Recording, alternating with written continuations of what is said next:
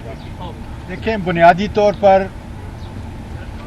پاکستان کی معیشت، پاکستان کی معاشرت عمران خان کی رہائی سے منسوب ہے، اس لیے کہ عوام نے 8 فروری کو اپنے ووٹ کی حیثیت سے، اپنے ووٹ کی پرچی سے عمران خان کے نمائندوں کو پارلیمنٹ کے اندر اور اسمبلیوں کے اندر بھیجا، اور فارم 47 کے ذریعے میں ان لوگوں کی مذمت کرتا ہوں، میں الیکشن کمیشن کی مذمت کرتا ہوں کہ اتنی بڑی دھاندلی، جنہوں نے الیکشن کو فری اور ٹرانسپیرنٹ کرنا تھا، انہوں نے وہ کام نہیں کیا، لیکن سب وہ کام کیا کہ جس کے ذریعے سے ہماری نمائندگی کو روکا گیا۔ آج بھی میں کہہ رہا ہوں کہ ملک کے اگر دکھڑے دور کرنے ہیں، ان پہ مرہم رکھنا ہے، تو اس کا واحد حل یہ ہے کہ پاکستان کے بلکہ ملت اسلامیہ کے سب سے بڑے لیڈر عمران خان کو رہا کیا جائے، ان پہ جیلی مقدمات کو ختم کیا جائے، اور قانون کی حکمرانی سے میرا یہ ملک جو ہے آگے بڑھے گا، ادارے مستحکم ہوں گے تو پاکستان کی معیشت اور معاشرت جو ہے بہتر ہوگی۔ میں پنجاب کی اس دھرتی کے اندر، غیرت مندوں کی دھرتی کے اندر، اور خاص کر پنجاب کی اسمبلی کے ممبران سے یہ کہنا چاہتا ہوں کہ آپ نے عمران خان کے ساتھ جس غیرت کا ثبوت دیا ہے، پوری قوم آپ کو سلام پیش کرتی ہے، اور انشاءاللہ تعالی آپ کی کاوشوں سے نہ صرف پنجاب آزاد ہوگا بلکہ پورا پاکستان خدا کے فضل سے آزاد ہوگا۔ ایک چیز میں اور کہہ دوں، میں اس بات کو کہنا چاہتا ہوں بڑا کلیئرلی کہ 3 ڈیمانڈز ہیں، جیسے سواتی صاحب نے کہی، 3 ڈیمانڈز ہیں کہ قانون کی بالادستی، اس میں سے کسی شخص کو اعتراض نہیں ہوگا، قانون کی بالادستی ہو، اس اعتبار سے بڑا معاملہ کلیئر ہے کہ عمران خان صاحب کو رہا کیا جائے، اور تیسری بات یہ ہے کہ مینڈیٹ واپس کیا جائے۔ یہ ہو نہیں سکتا کہ مینڈیٹ آپ غصب کر کے اور کسی وجہ سے، کسی انداز سے، اور افواہیں پھر چلائیں کسی انداز سے، اتنی بڑی پارٹی کو آپ طاقت بھی نہ دیں اور اس کے خلاف یہ جنگ کرتے رہیں۔ جناب علی صاحب فرمائیے گا، جس طرح آپ دوستی کروا رہے ہیں، لگتا ہے ایسے ہی کہ آپ فوج کی اور پی ٹی آئی کی دوستی کروا رہے ہیں، کتنے کامیاب آپ ہو جائیں گے دوستی کروانے میں؟ دیکھیے، امید پر دنیا قائم ہے، میری ساری زندگی امیدوں کے ساتھ رہی ہے، اور میں حق اور سچائی کے اعتبار سے امید باندھتا رہوں گا اور کوشش کرتا رہوں گا، اور لہذا مجھے یقین ہے کہ ایک ہی حل ہے، اور اس حل کی طرف جو بھٹکے ہوئے بھی ہیں ان کو آنا پڑے گا۔ یہ ملک کے حالات مجبور کر رہے ہیں کہ حل کی طرف جاؤ، ہر اعتبار سے مجبور کر رہے ہیں، مگر اس مجبوری میں میرا غریب پریشان ہے۔ اچھا، یہ بتائیے گا، جیسے آپ بتا رہے ہیں کہ مذاکرات آپ کرنا چاہ رہے ہیں، تو آپ نے ان سے بھی کوئی رابطہ کیا ہے؟ میڈیا پہ آگے بات تو کی ہے، لیکن ان سے کوئی رابطہ؟ اصل میں میرے بھائی مجبوری یہ ہے کہ جب میڈیا کے ذریعے بات ہوگی تو بات چیت کیا ہوگی، ٹھیک ہے نا؟ جب اخباروں کے ذریعے بات چیت ہوگی تو بات چیت کیا ہوگی؟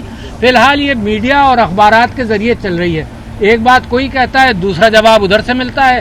جو بیچارہ جیل میں ہے اس سے کہا جاتا ہے کہ تم دل بڑا کرو، جو بیچارہ ظلم کے اندر ہے اس سے کہا جاتا ہے تم معافی مانگ لو۔ تو اب آپ خود سوچئے، لہٰذا IMF کے حوالے سے آپ نے USA میں بھی پروٹیسٹ کیا، اور اب جو ہے آپ گھومتے وقت کے لیے کہہ رہے ہیں، نیک خواہشات کا اظہار کر رہے ہیں، کہیں پہ کوئی لگتا ہے کہ بیک اسٹیپ ہو رہے ہیں آپ؟ نہیں یار، میں نے کیا کہا بیک اسٹیپ؟ بتاؤ ذرا، وضاحت کر دو تو جواب دے دوں گا۔ آپ IMF کے حوالے سے بات کر رہے ہیں نا کہ میں نے کہا کہ IMF ٹیکسیشن بڑھائے گی۔ IMF چاہتی ہے کہ آپ جو خرچ کرتے ہیں وہ لوگوں سے ٹیکس میں ریکور کر رہے ہیں، تو میں نے کس کی تعریف کی ہے اس میں؟ اچھا علی صاحب، آپ نیک نیتی سے لگے ہوئے ہیں، نیک نیتی سے پہلے بھی لاہور اپنے مشن پر آئے تھے، ابھی آپ نے، کیونکہ الفاظ کی بڑی اہمیت ہوتی ہے، اعظم سواتی صاحب تو غیرت، پنجاب کی غیرت جگانے کی کوشش کریں، آپ نے ایک لفظ استعمال کیا ہے، بھٹکے ہوئے۔ یہ بھٹکے ہوئے کون ہیں؟ عمران خان صاحب یا موجودہ اسٹیبلشمنٹ جس کو؟ اچھا، تم چاہتے ہو کہ مذاکرات شروع ہی نہ ہو کبھی؟ صاحب یہ بتائیے گا کہ PTI کا ایک موقف آیا ہے چیف جسٹس آف پاکستان کے حوالے سے کہ انہیں بینچ سے ادا ہو جانا چاہیے کیونکہ وہ متعصب قسم کے فیصلے دے رہے ہیں، کیا آپ کی بھی یہ رائے ہے؟ جسے کئی ایشوز پر PTI کی رائے تقسیم نظر آتی ہے۔ دیکھیے، یہ PTI کا حق ہے نا، ہر آدمی کا حق ہے کہ اگر کوئی کہیں کسی کورٹ میں، کسی عدالت میں، کسی بزرگ کے پاس بھی بیٹھ کر اگر کوئی مقدمہ رکھیں گے تو اگر تعصب کا خیال ہوگا تو وہ ان سے گزارش کریں گے کہ آپ پیچھے ہٹ جائیں، آپ نے فیصلہ دے دیا ہے. تو یہ پی ٹی آئی کا حق ہے. سر تحریک انصاف کی کلیم کرتے نظر آتی ہے. سائفر کیس کا فیصلہ کچھ دیر میں بدوقت ہے، کیسے دیکھتے ہیں سائفر کیس کے فیصلے کو؟ اب تک کی پروسیڈنگ آپ کے سامنے. دوسرا، جب میاں محمود رشید کو ملنے گئے تھے سروسز ہاسپٹل، ملاقات ہو پائی یا نہیں ہو سکی؟ اچھا جی، سائفر کیس کے متعلق میں تو پہلے بھی بڑا کلیئر ہوں اس معاملے میں، اور میں نے کل پرسوں بھی کہا، دوبارہ آپ کے سامنے کہہ دیتا ہوں کہ جب منسٹرز حلف اٹھاتے ہیں تو وہ کہتے ہیں کہ جی کوئی میں سیکرٹ ڈائیورج نہیں کروں گا، اگر پرائم منسٹر صاحب اجازت دیں گے تو جو چیزیں میرے علم میں آئی ہیں ان کی اجازت سے کھول دوں گا. پرائم منسٹر صاحب حلف اٹھاتے ہیں کہ جو چیزیں مجھے پتہ چلیں گی ان کو جو نیشنل انٹرسٹ میں بات ہے اس کو میں اوپن کروں گا. تو لہٰذا یہ میرا آئین جو ہے وہ بڑا کلیئر ہے کہ اس کا فیصلہ کہ کون سی چیز اوپن کرنی ہے، کون سی چیز قوم کو نہیں بتانی ہے، پرائم منسٹر کا فیصلہ ہے. آئین کے اندر وہ پرائم منسٹر حلف لیتا ہے اس بات کا کہ میں جو میرے پر فرض ہے، ایکچولی میں اس کو بڑھا رہا ہوں کہ میرے اوپر فرض ہے کہ قوم کے حق میں کوئی بات ہوگی تو میں اس کو ریلیز کروں گا. تو یہ سائفر کا کیس مجھے سمجھ میں نہیں آتا کہ اس کا سیکشن آفیسر طے کرے گا کہ یہ بات تم نے اوپن کرنی ہے آفٹر دا آئین امپاورز دا پرائم منسٹر، یا فارن منسٹر طے کرے گا، ہے نا. تو یہ تو عمران خان کا فیصلہ تھا، اس کے اوپر سائفر کیس میں گنجائش نہیں بنتی.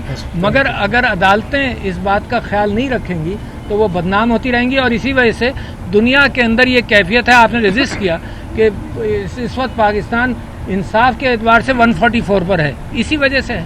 آپ نے دوسرا سوال کیا کہ محمود رشید صاحب سے. ہاں، میں ملنے گیا تھا، مجھے خبر ملی کہ ان کا آپریشن ہوا، میرے دوست ہیں، میں ملنے گیا. تو یہ عجیب نظام ہے کہ جو ہمدردی کے اندر بھی مجھے انہوں نے اندر بھی نہیں جانے دیا، میرا سلام بھی نہیں کہنے دیا ان کو. تو لہٰذا ان کا کل میں نے سنا ہے کہ آپریشن ہوا، اللہ تعالیٰ ان کی صحت بہتر کرے.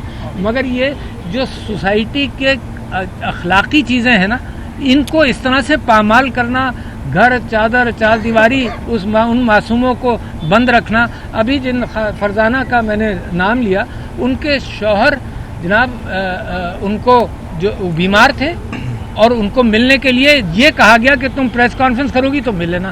تو یہ تو بیسک میں سمجھتا ہوں سوشل ویلیوز اور اقدار کے مسلمانوں کے